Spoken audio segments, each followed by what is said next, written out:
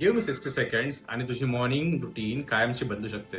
दररोज सकाळी डोळे उघडल्यानंतरचा पहिला काही वेळ तुझा माइंड अजून फुल्ली ऍक्टिव्हेट झालेला नसतो. That is called alpha state. No notifications, no overthinking, no daily stress. आणि हाच टाइम तू कॉन्शियसली वापरू शकतो. म्हणून आजपासून डोळे उघडल्यानंतर लगेच उठू नकोस. फक्त 60 सेकंड्स तिथेच राहा आणि एक सेंटेन्स म्हण, I am becoming the person who already knows how to create the life I want. हे फक्त अफर्मेशन म्हणून म्हणायचं नाहीये, हे आयडेंटिटी म्हणून फील करायचंय. पैसा, सक्सेस, फ्रीडम जे काही तुला हवंय ते मिळाल्यानंतर तुला आतनं कसं फील होईल, ही फिलिंग आत्ताच इमॅजिन कर. जसं काही ते फ्युचर नाहीये, तुझ्या आयुष्याचा ऑलरेडी एक भाग आहे. आणि नेक्स्ट 60 सेकंड्स फक्त त्या फिलिंग मध्ये राहा. कारण आपण एखादी गोष्ट क्लिअरली इमॅजिन केली तर आपला ब्रेन त्या experience related neural patterns activate करू शकतो.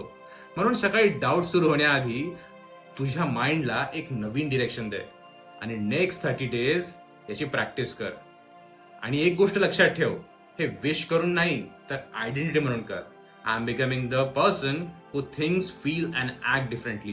आणि जेव्हा तुझी आयडेंटिटी बदलायला सुरुवात होते तेव्हा तू आधी इग्नोर केलेल्या ऑपॉर्च्युनिटीज सुद्धा नोटीस करायला लागशील. ऑपॉर्च्युनिटीज कदाचित नवीन नसतील, पण तुझी नजर नवीन झालेली असेल. सो टुमॉरो मॉर्निंग डोळे उघड, फोन घेण्याआधी फक्त 60 सेकंड स्वतःसोबत राहा आणि स्वतःला विचार, if I already was that person, how would I think, feel and act differently.